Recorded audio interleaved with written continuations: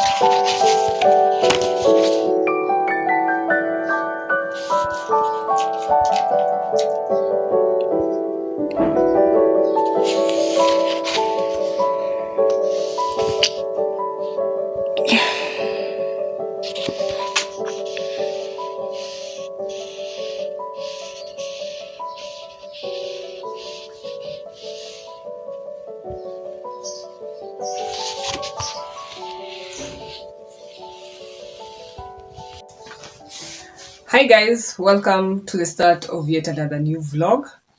If you're new to this channel, karibu sana. I hope you will stay. Don't forget to hit the subscribe button, turn the notification bell on so that you can be notified when I upload new videos. And let's talk about the books that I plan to read in this vlog, or rather the book. This is the main attraction. This is the main. Can you see it? Can you see it? Oh yes, I do have another copy of the book. I am a fan girl. Woo! And it's signed. Okay, I won it through a giveaway. So if I have the means, I swear I will collect the different editions of this book because I love this book. The first time I read it was in 2020. Yeah, 2020. And I love it. I love it. I love it. Woo! I love Nairobi. On a serious note, before I talk about the Havoc of Choice by Wanjiru Koinange, let's talk about the predecessor. By the predecessor, I mean the book that I read before this, In the Spirit of the Kenyan Readathon. This book took me a while for me to read because I was in the school of thought that I wasn't in the state of mind to read it. But this time, during this month-long readathon of books from Kenya, I challenged myself to just have an open mind and delve into this book. And I was really surprised. Ooh. And I was really surprised at how much I enjoyed and how much I was entertained by this book. And the book is Beer Pressure. If you watched my Kenyan Readathon announcement, you know what the premise about this book is. Besides, the title just says it, Beer Pressure. I think this was the biggest surprise for the month. This was the biggest surprise. So if you want to check it out, you can find the book in Nuria. Meanwhile, let's go back to the main attraction of the vlog, the Havoc of Choice.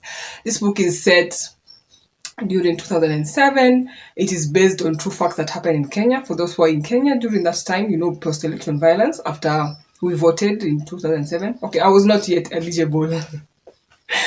So we follow a family. The author uses one household to show the effects of politics and its role in the community. And we follow Kavata. Kavata is the narrator of this book. And in between the book, we get to see some of the things that actually happened, but now in a fictional setting, though the facts are true. So I love it. I love it. I loved it. I am reading it to see if something will change and try to see what other people are saying, but I know that I will still love the book. So let's get this reading vlog going. Today, sorry, my dog just moved the camera. Today is just an easy day. I need to update my reading journal. I've been lagging behind.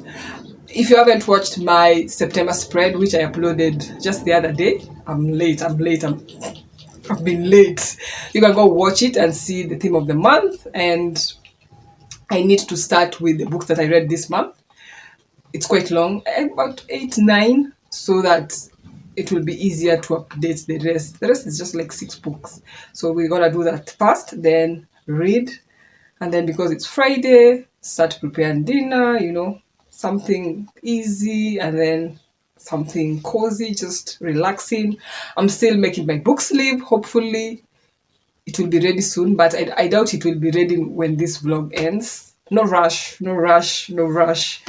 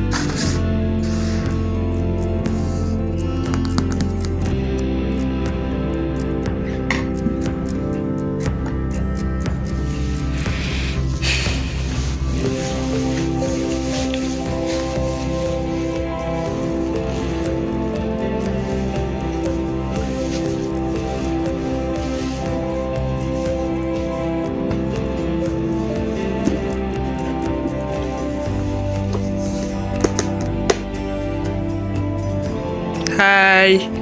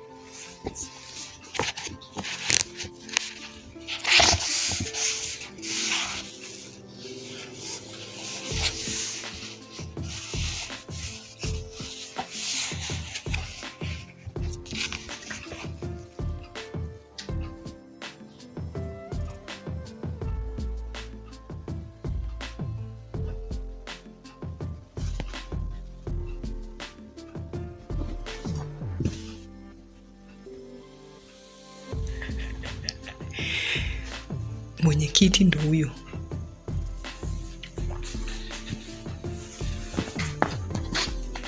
Back to this.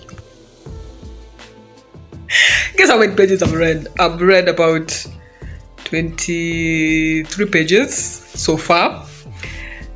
It's 8. I was supposed to read like 100 pages. So most of the afternoon I spent doing a bit of cleanup, then I did a bit of reading journal update, and then I don't know where time went to. It was 6.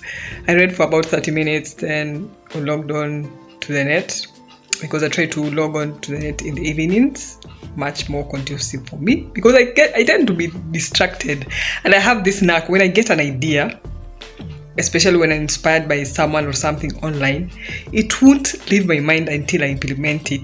So that's how easily I get distracted. So I normally resort to when on the net, preferably in the evening, but sometimes I do during the day or the morning, if I have something to do, if I have emails to reply, or I have a poem to publish or something important. So I went online. It's been 1 hour since. I need to take my dog for a walk, and then we come back. I don't know what I'll do. I don't know if I'll read or I'll just do a bit of crafting while listening to music. I told myself that I do not need to finish this book by tomorrow. I wanted it to finish it in September so that it can be part of the book that I read in September. But I'm giving so much grace and slack. I can finish it in October. So no pressure. So I'm going to take myself so slowly. Meanwhile, tomorrow is the Kenyan Readathon event that I would love to attend. I intend on attending. So after I've taken the dog for a walk, I want to come look for clothes, because nowadays I tend to take so much time to get ready for something. And given the fact it's going to town, nowadays going to town is such a hassle. It's such a freaking hassle.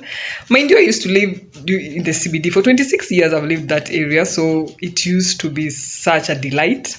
Then we moved this side, Bundus, and there was a bit of culture shock. It was such an adjustment. But nowadays that I've adjusted, going to town is such a hassle. Actually, the last time I was in town was 1st April. Imagine, 1st April. That's the beauty now, that you can get anything you want wherever you are, so long as it's a bit civilized. And also there's also deliveries. So I'm very excited to go into town a bit, but that congestion and all those brouhaha. Anyway, I want to decide what I'll wear so that tomorrow there isn't much I will do aside from preparing myself and then go. Hopefully we'll have fun. I'm hoping to meet people live on the ground, people we have been talking to for so long online, and just interacting with other people. There's a session for poetry, so I'm looking forward to that one. Yeah. So basically that. Dinner is ready. I made lunch that is going to go to dinner. That's the goodness of just being yourself. It's just me and the dog. So I don't need to go fret and decide what I'm going to cook. Yeah. So let's go for a walk, right? Let's go for a walk. Me and you, baby. But first, because I'm wearing a dress and I live in a desert, you go outside, you see no danger, you are in the midst of your walk, then something bites you. And usually it's something so tiny and it's so painful, and then you'll have a sore. So I need to go wear pants. Dixie is here telling me it's time to go for a walk. So see you later for a walk. Na hivyo ndo umeenda. Hey, the moon is out. Can't you see the moon? Oh, look at the moon shining out there. Territory. What? Every territory is yours, isn't it? So you mark it.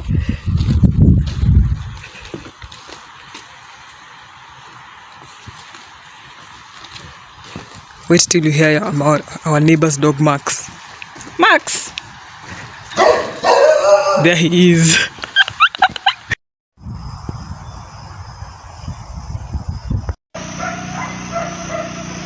What shall we wear? What?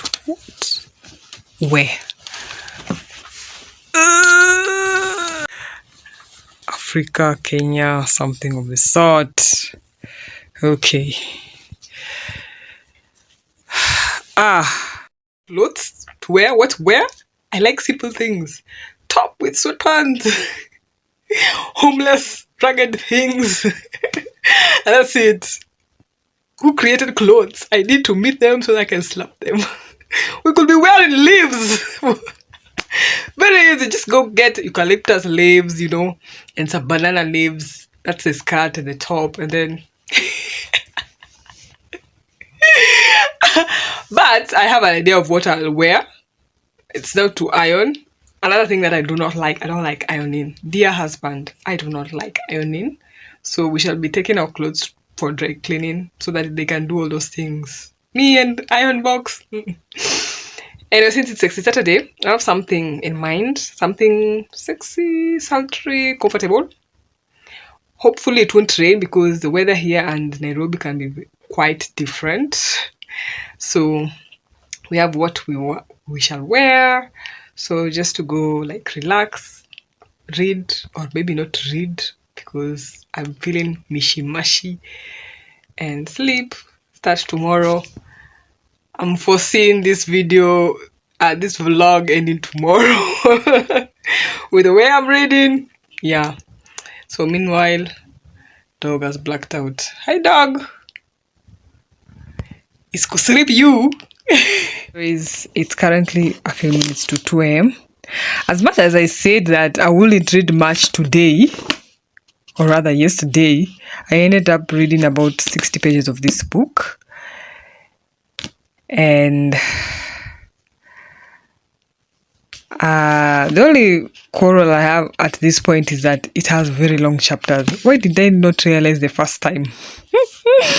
Meanwhile, during the month, I've been reading something different at night, mostly a thriller, and currently I'm reading this one. But given that it's so late into the night or early in the morning, I don't think I will be able to read something today. Also, this one has long chapters. Give me a book with short chapters, but there are as many as possible over long chapters, which are little. I will take the short chapters any day. But so far so good. We are ready for tomorrow. Our outfit is ready. Our bed is waiting for us to sleep. Just want to pack my book. This is the book that I will carry tomorrow. I feel like I will consume a large chunk of this book because I live a bit far, and because of jam and that distance, I get to read something during the journey. I will do an update in the morning. Yeah, because I need to sleepy, and my omudogi is already shiriping. So we will say good night.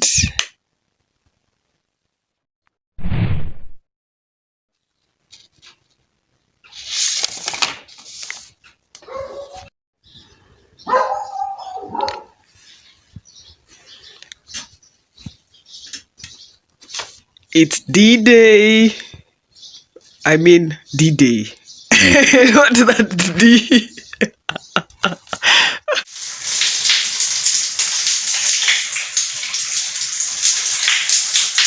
And if I should do this, I haven't been working out. Look at this. Should I do this? Or, because this one, at least when it gets hot, I can remove the jacket that I'll be wearing. And I won't be too exposed. Hey, baby! So here we are, guys. I am running a bit late. I was supposed to leave at 11 a.m. It's about 11:30. So we'll make this update short and sweet. I love the thing about rereading books because you get to see things that you never saw the first time. I didn't know that Kavata was locked, that her hair was like mine. So that was a pleasant surprise. Meanwhile, we're at the process where she has managed to elope to United States, or rather she ran to the United States, and you can see the effects of the choices she's making, the havoc she's wreaking. And I now remember how annoyed and irritated I was at her for her decisions. She was a bit childish. Instead of sitting down and talking with the Gungi about his action, she went quiet, she went into drinking. I know we are not all raised to talk about these things, especially from the family she came. They are the family that throws things under the rug, one of the many families out here. So I understand her reaction. Instead of acting, she was reacting in a negative way. And I remember how that used to irritate me so much. Meanwhile, Gugi is under the shadow of Muli, his father, the corrupt one. And what do you expect from a corrupt person? You expect them to like nurture you in a positive way so that you can enter politics in a positive light. That was Naive of Googie, and I'm glad I'm back into this world. I'm glad that I'm enjoying it. So because time is running out, let me go. Shall show you a few scenes on the ground. Hopefully we'll have fun and get to meet so many amazing people. I am looking forward to the poetry session again. So, want to see my OOTD? Let's see if you can manage it. I haven't worn my shoes yet. Hi, beautiful and handsome people. Let me go. I'll be back shortly. Okay. See you. Yeah, I'm talking to you.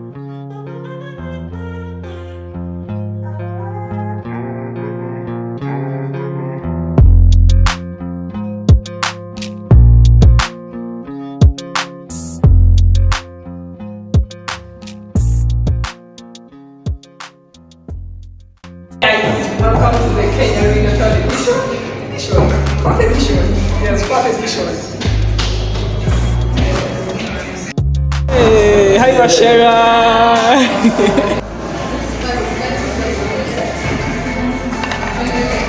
Really nice things.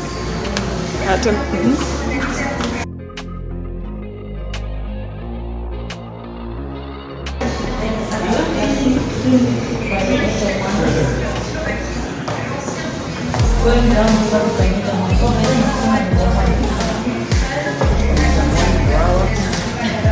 then we have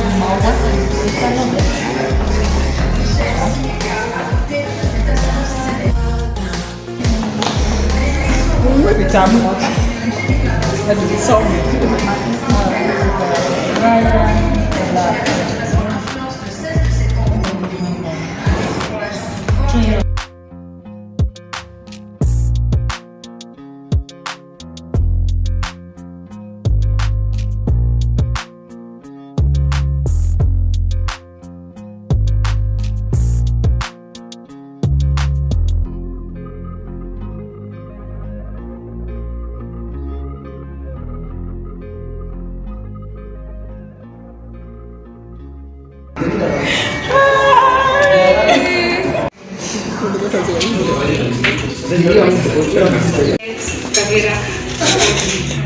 Tuko sasa.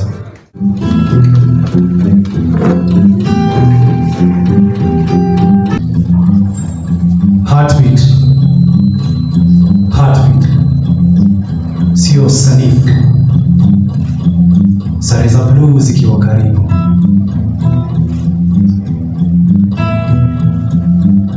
Heartbeat. Sio sanifu. Sare za blue zikiwa karibu. Naogopadi kwa salimu, waniwekelee bangi tena na kuniflock jiji bila majibu. Yani kosa gani nimetenda?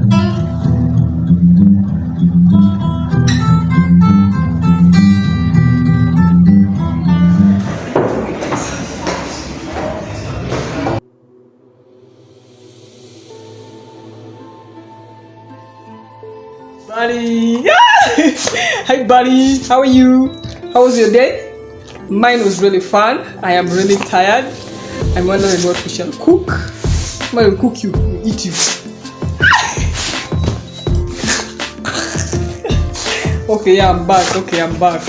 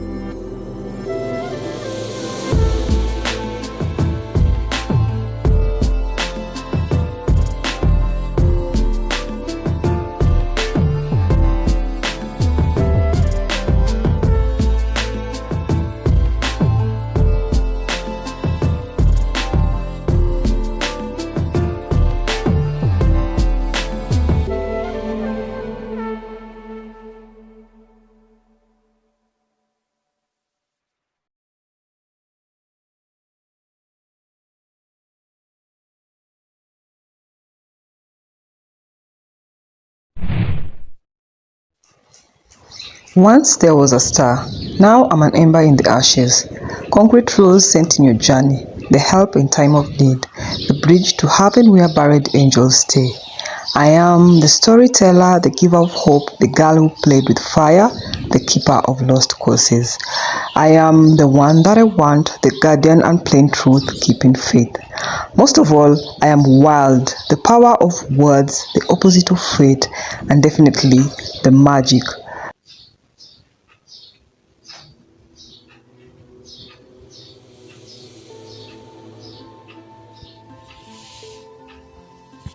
Hi. It's been ages since I've updated this reading vlog. After Saturday, yeah. Sunday, I didn't read the book, but I read something else, which I was also enjoying. And then I picked up the book yesterday, and I didn't know that I would end up eating, like, not literally, guys, not literally, 120 pages of the Havoc of choice. Things at this point are really moving fast, and now in the process, at this phase we are in the book, we get to see the havoc that Kavata's choice is creating. But not only her choice, we get to see also Gugi's choice wreaking havoc. We get to see a bit of Wanja. As much as it wasn't as loud, we get to see it.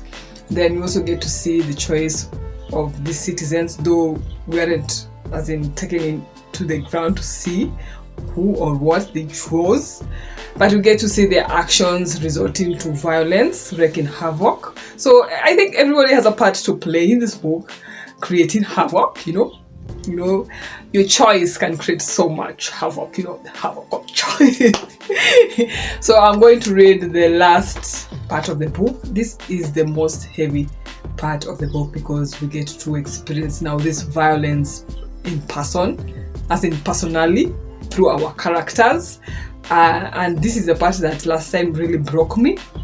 But funny enough, I'm taking so little time reading this book. Last time I took, I think, if not 2 weeks, the whole month to read this book, and this time I'm consuming it in 4 days. So it means that I still love this book.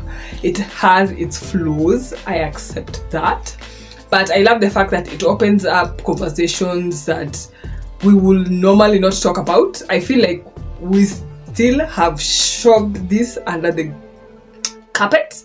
Our kids will never know what happened because it will never be in the syllabus. And we get to also see life as a policeman. When Tuo was Kavata's driver, who was jailed because he was the last person who knew where Kavata is. And he's just this meek man who will not stand up for himself. And it seems that he doesn't know his right as a citizen. So he was jailed. His name was not written on the occurrence book. So technically, he's there illegally. And then, what did I want to say? And then he gets to interact with the policeman there, who tells them that the process of becoming a policeman is really, really harrowing. They get to see and do the most, I wouldn't say diabolical, but they get to see this side of humanity that really tears them apart and actually makes them turn into monsters, according to the policeman. And then after they have been all through this and they have graduated and now they're officially police, he was like, we are now told to protect these people. And he felt like that these people are the ones who need to be protected from them. I feel like the author is like saying that our police need to wait for them to process what they see out here, because they get to see humans at their worst. They get to see, even lawyers, they get to see people at their worst. And I feel like this is a cry to, show up for them mentally. They need to have this psychiatrist, helping them debunk the way the people abroad do it. I don't know if we as Kenyans or our system as process for us to, help these people process and let go of these mental things, What else do they talk about? Obviously they talk about our politics. There was this thing that they said about when you see that the electoral numbers have delayed, the announcement for who won, just know things have been cooked, and that's just true to the T. And I'm like, shit, because somebody also asked in the book, will we ever have fair elections? And I'm like, will we? So our dear author really airs out so many things that need to be talked about and tended to. I think that is why I love this book, aside from actually experiencing some of the things that happened in this book. So far so good. I still love the book. I still love it. So let's go finish this book. Yes. Yeah, those are my 2 cents. I can talk about this book for almost 2 hours. Should I go on? No. Yeah. No, I shan't go on. Let's just go finish the book, and then we close out this vlog so that we can allow room for other books to take our space, right? And I hope you're reading amazing books. I hope so. Life is too short to read things that you don't enjoy. I'm enjoying mine.